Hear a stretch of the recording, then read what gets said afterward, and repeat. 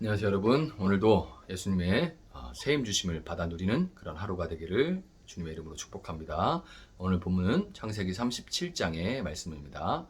야곱이 가나안 땅 곧 그의 아버지가 거류하던 땅에 거주하였으니 야곱의 족보는 이러하니라. 요셉이 17세의 소년으로서 그 형들과 함께 양을 칠 때에 그의 아버지의 아내들 빌하와 실바의 아들들과 더불어 함께 있었더니 그가 그들의 잘못을 아버지에게 말하더라. 요셉은 노년에 얻은 아들이므로 이스라엘이 여러 아들들보다 그를 더 사랑하므로 그를 위하여 채색옷을 지었더니 그의 형들이 아버지가 형들보다 그를 더 사랑함을 보고 그를 미워하여 그에게 편안하게 말할 수 없었더라. 요셉이 꿈을 꾸고 자기 형들에게 말하매 그들이 그를 더욱 미워하였더라. 요셉이 그들에게 이르되 청하건대 내가 꾼 꿈을 들으시오. 우리가 밭에서 곡식단을 묶더니 내 단은 일어서고 당신들의 단은 내 단을 둘러서서 절하더이다. 그의 형들이 그에게 이르되 네가 참으로 우리의 왕이 되겠느냐 참으로 우리를 다스리게 되겠느냐 하고 그의 꿈과 그의 말로 말미암아 그를 더욱 미워하더니 요셉이 다시 꿈을 꾸고 그 형들에게 말하여 이르되 내가 또 꿈을 꾼즉 해와 달과 11별이 내게 절하더이다 하니라. 그가 그의 꿈을 아버지와 형들에게 말하매 아버지가 그를 꾸짖고 그에게 이르되 네가 꾼 꿈이 무엇이냐 나와 네 어머니와 네 형들이 참으로 가서 땅에 엎드려 내게 절하겠느냐. 그의 형들은 시기하되 그의 아버지는 그 말을 간직해 두었더라. 그의 형들이 세겜에 가서 아버지의 양떼를 칠 때에 이스라엘이 요셉에게 이르되 네 형들이 세겜에서 양을 치지 아니하느냐 너를 그들에게로 보내리라. 요셉이 아버지에게 대답하되 내가 그리하겠나이다. 이스라엘이 그에게 이르되 가서 네 형들과 양떼가 다 잘 있는지를 보고 돌아와 내게 말하라 하고 그를 헤브론 골짜기에서 보내니 그가 세겜으로 가니라. 어떤 사람이 그를 만난즉 그가 들에서 방황하는지라. 그 사람이 그에게 물어 이르되 네가 무엇을 찾느냐.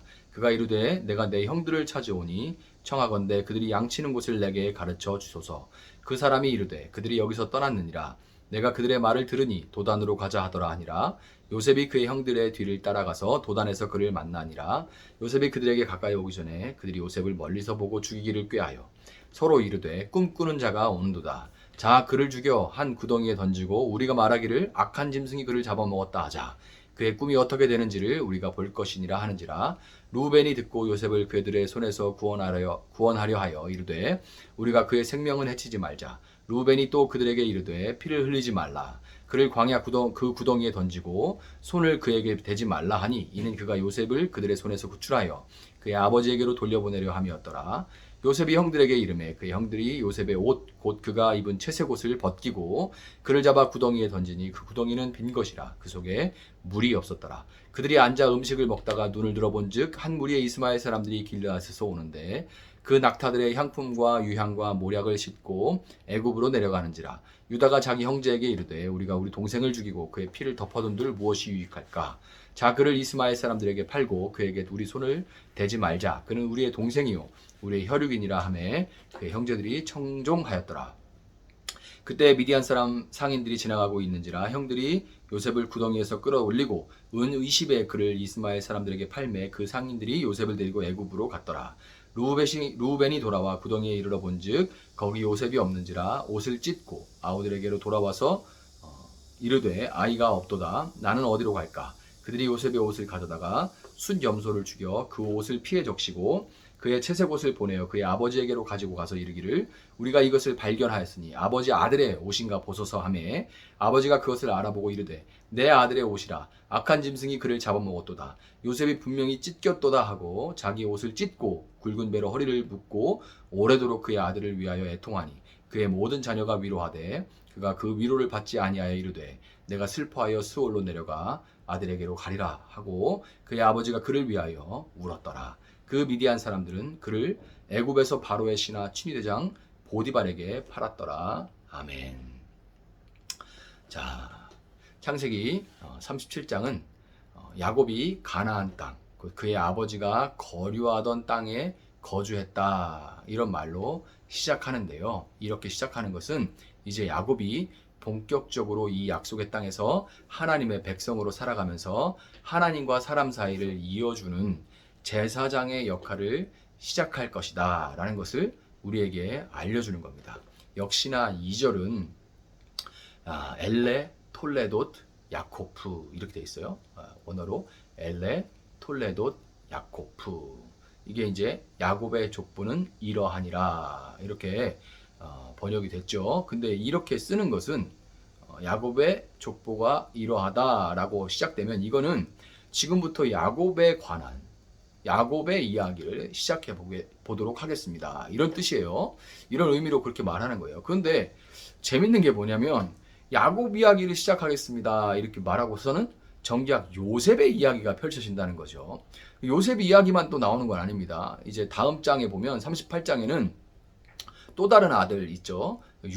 유다의 이야기가 나옵니다. 야곱이라는 메인 스토리, 이 야곱의 이야기 속에 요셉과 유다의 이야기를 끼워 넣는 거예요. 결국에는 이 야곱을 온전하게 변화시켜 하나님의 사람으로 바꿔나가는 이 큰 줄거리 안에 요셉과 유다를 이렇게 끼워 넣는 이런 방식 구조를 가지고 있는 거죠. 이런 방식 구조를 액자 구조라고 얘기를 합니다. 액자 구조. 영화식으로 이렇게 말을 하자면 단편들이 이어지죠. 단편이 이어지는데 서로 이 단편들이 이렇게 보면은 서로 의도하진 않았으나 감독은 의도하지 않은 것처럼 이렇게 보여주지만 그 안에 연결고리들이 다 있어요. 이런 스타일을 이제 옴니버스식이다 이렇게 얘기를 합니다. 그래서 이 옴니버스식 이 단편들이 모이면 큰 하나의 감독이 정말 하고 싶은 얘기가 드러나는 게 있어요. 옴니버스식 영화 방식이라고 하는데, 자, 이런 구조를 통해서 하나님께서 우리에게 주시고자 하는 메시지가 과연 무엇일지 이제 이번 시간과 다음 시간에 볼 텐데요. 먼저 이 요셉을 중심으로 진행되는 첫 번째 단편을 보도록 하겠습니다. 요셉은 야곱이 유일하게 사랑하는 라헬이 어렵게 얻은 아들이죠. 거기다가 야곱이 느지막이 얻은 아들이었기 때문에 야곱의 특별한 사랑을 받으면서 자랐습니다. 이 3절에 나오는 채색옷이라는 말이 나오는데요. 채색옷은 요셉에 대한 야곱의 편애를 극적으로 보여주는 장치예요. 채색옷은 이제 우리가 생각하면 뭐 색동 저고리 입혔다 이렇게 생각이 들 수가 있는데 채색 알록달록한 옷 그런 게 아니고 염색이 굉장히 귀한 당시에 그렇게 알록달록한 옷을 만들 수는 없었고 색깔이 들어간 옷이라는 건데 대를 이을 장자만 입는 그런 옷이었습니다. 11번째 아들인 요셉이 장자라고 대놓고 이 채색 옷을 입고 다닐 때마다 그 위로 10명의 형들은 없는 사람 취급을 받는 것이죠. 이 아버지의 사랑을 받지 못하는 슬픔과 아픔은 비뚤어지고 왜곡이 돼서 미워할 수 없는 그런 아버지 대신 요셉에게 쏟아지게 됐습니다.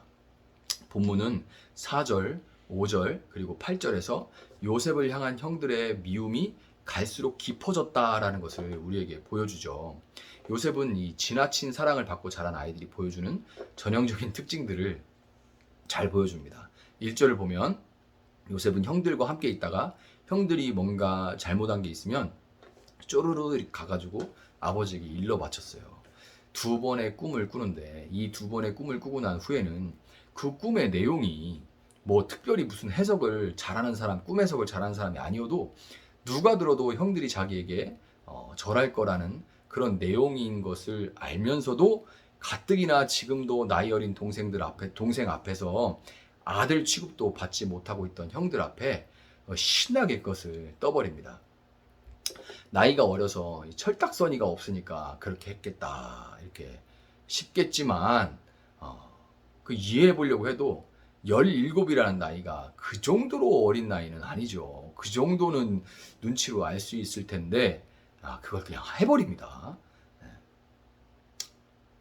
과잉 보호, 너무 많은 사랑만 받고 오냐 이렇게 잘하니까 애가 이렇게 된 거죠.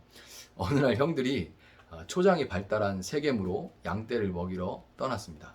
세겜은 과거에 형들이 그곳에서 그곳의 모든 남자를 도륙해버렸던 학살했었던 그런 장소죠. 아무래도 이 세겜이라는 장소가 나오는 걸 볼 때 뭔가 이제 좋지 않은 일이 일어날 것 같다는 그런 전조가 보입니다. 아니나 다를까 이제 멀리서 자신들에게 다가오는 요셉을 먼저 본 형들은 저놈이 또 우리를 감시하러 왔구나 하는 생각이 이제 드니까 완전히 우리가 여기까지 왔는데 이걸 쫓아와서 또 뭐 꼰질러 버리려고 또 왔나? 이런 생각이 드니까 이 꾹꾹 눌러왔던 분노가 폭발해버리고 말았어요. 여기는 아버지도 없으니까 저놈 편들어줄 사람도 없고 이제 완전히 통제가 안 되게 돼버린 거예요. 분노가.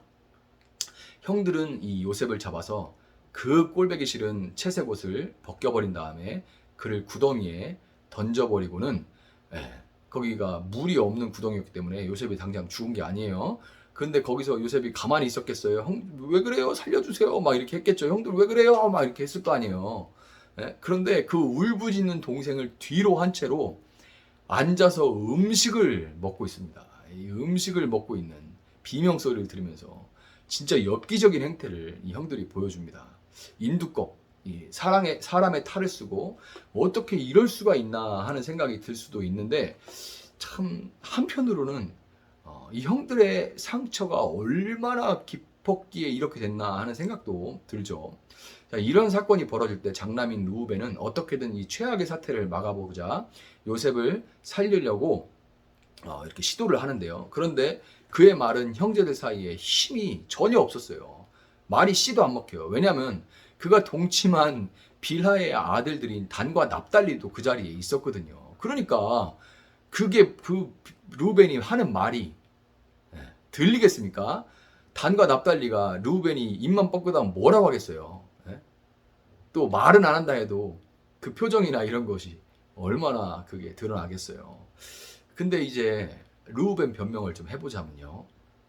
뭔 르우벤 변명을 해? 그런 천하의 못된 놈을. 근데 이게 여러분 문맥을 잘 읽어봐야 돼요. 흐름을. 잘했다는 건 아닙니다. 근데 그가 서모인 비라와 동침을 한 이유는 그냥 르우벤이 막 욕정이 끌어올라서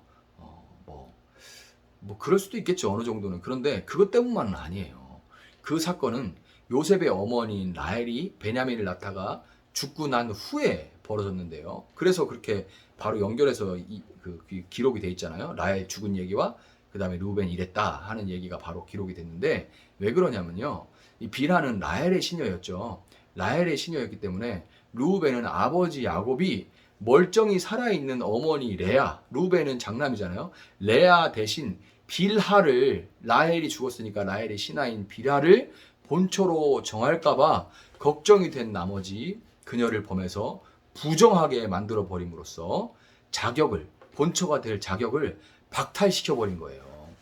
이 장남이라서 제일 오랫동안 레아와 함께한 르우벤은 사랑받지 못했던 어머니가 한숨 짓고 눈물을 흘리던 그 시간들을 봤습니다. 르우벤은. 그래서 그게 안타까워가지고 합한 채까지 구해주던 그런 효자였잖아요. 효자가 어머니의 아픔을 보면서 자라면서 받은 그 상처가 이 르우벤으로 하여금 그런 짓까지는 하면 안 되는데 그런 짓까지 벌이게 만들었던 겁니다. 형들은 르우벤이 아니라 이 사건 때문에 르우벤이 아니라 유다의 중재로 요셉을 죽이지 않고 노예로 팔아버렸습니다. 그들은 요셉의 채색 옷에 순년소의 피를 적셔서 아버지에게 가져갔는데요. 이 32절을 보면 뭐라고 하냐면 아버지 우리 동생 요셉이 짐승에게 물려갔어요. 어떻게 해요 아버지? 이렇게 하는 게 아니고 아버지 아들의 옷인가 보소서 이렇게 말합니다. 당신 이 사람 얘만 아들이라고 하지 얘 어떻게 됐나 봐봐 이런 뜻이에요. 아버지 아들의 옷인가 보소서라는 말로써 동생에 대한 일말의 미안함도 느끼지 못할 정도로 그들은 이 미움으로 인해서 마음이 깊게 병들어 있었다는 것을 우리에게 보여줘요. 자, 요셉을 중심으로 한 이 주변의 인물들 간에 얽혀고 설켜 있는 이 문제들을 보다 보면 아버지 야곱이 그 근원에 있다는 생각이 드는 것을 어쩔 수 없습니다. 그렇지만 여러분 사실 야곱의 입장으로 한번 보세요. 야곱은 평생에 한 여자에게만 마음을 줬던 순애보적인 사랑을 했던 그런 남자입니다. 그러면은 괜찮죠. 7년을 하루같이 여기면서 라헬을 사랑했고 그 뒤에도 여인이 3명 더 생겼는데 원치 않게. 근데 마음을 준 적이 한 번도 없습니다. 이게 나쁜 거 아니잖아요. 그러니까 어떻게 보면 사랑하는 사람과의 사이에서 어렵게 낳은 아들에게만 마음이 가는 것은 어쩔 수 없는 일이고 야곱이 특별히 너무 악해서 편애를 하고 그로 인해서 이 상처 공장장이 됐다고 말할 수는 없는 겁니다. 여러분 이와 같이 사람은 물론 개 중에 정말 악으로 똘똘 뭉친 그런 사람도 있지만 대개의 경우는 그저 약해서 충분히 지혜롭지 못해서 짧은 안목 때문에 상처를 주고받고 거기에 감정과 또 상황이 합쳐지면서 예기치 못하게 발생한 일들로 인해서 또 상처와 아픔을 확대 재생산하면서 살아가는 경우가 다행히 대부분이에요. 이런 진흙탕 같은 사람의 인생의 속에 하나님이 끼어드실 곳이 있을까요?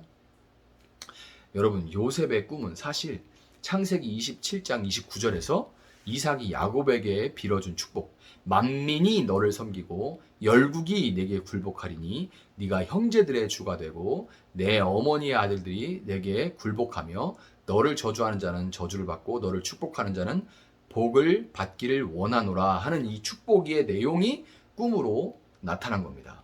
형제들이나 어머니의 아들들은 에서와 야곱 둘밖에 없는 형제에게 주어진 것은 아니죠. 많은 수를 놓고 얘기한 거잖아요. 20절에서 형들은 인위적으로 그 꿈을 없애버리려고 하지만 꿈꾸는 자가 오는도다. 우리가 쟤를 죽여버려가지고 그 꿈이 어떻게 되는지 보자.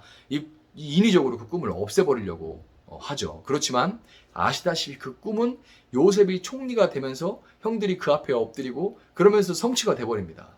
결국 이 요셉의 꿈이라는 건 여러분, 하나님은 인간의 삶 속에 개입하셔서 그들의 연약함과 신실하지 못한 모습 가운데도 그들을 변화시켜 가시면서 그들을 통해 당신의 약속을 반드시 이루어 가신다는 것을 이 요셉의 꿈은 보여주는 거예요. 여러분, 요셉의 삶은 예수님의 삶과 유사한 점이 많습니다.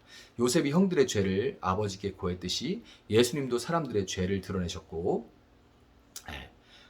이 성전에서 그 안나와 함께 이제 기도하던 시므온이라는 사람에게 이제 예언이 오는데 뭐라고 하냐면, 예수님의 말은 사람들의 가슴을 찌르는 칼과 같이 느껴질 거다, 이렇게 얘기를 하거든요.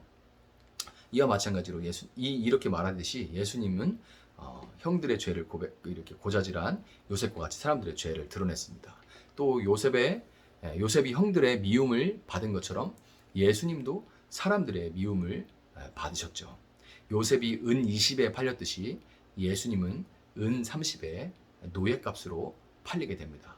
요셉이 이 죽음 같은 감옥에서 나와서 영광스러운 총리가 된 것처럼 예수님도 무덤을 이기고 부활하심으로써 영화롭게 되셨습니다. 여러분, 결국 요셉을 통해서 하나님의 축복이 1차적으로 이루어진 것처럼 이 동일한 축복은 예수님을 통해서 우리에게 완전하게 성취될 겁니다.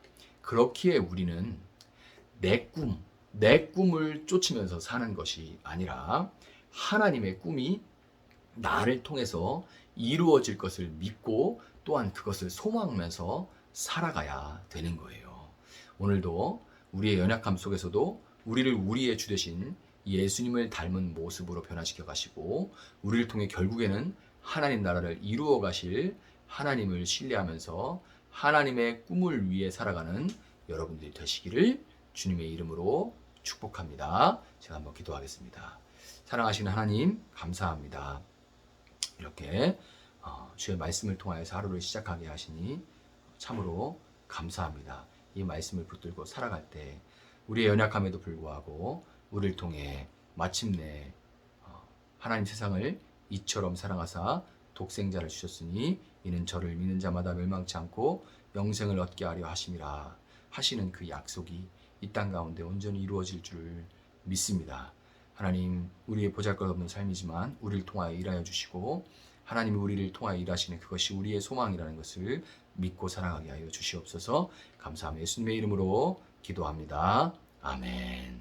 우리 주신 말씀 붙들고 계속해서 기도하도록 하겠습니다.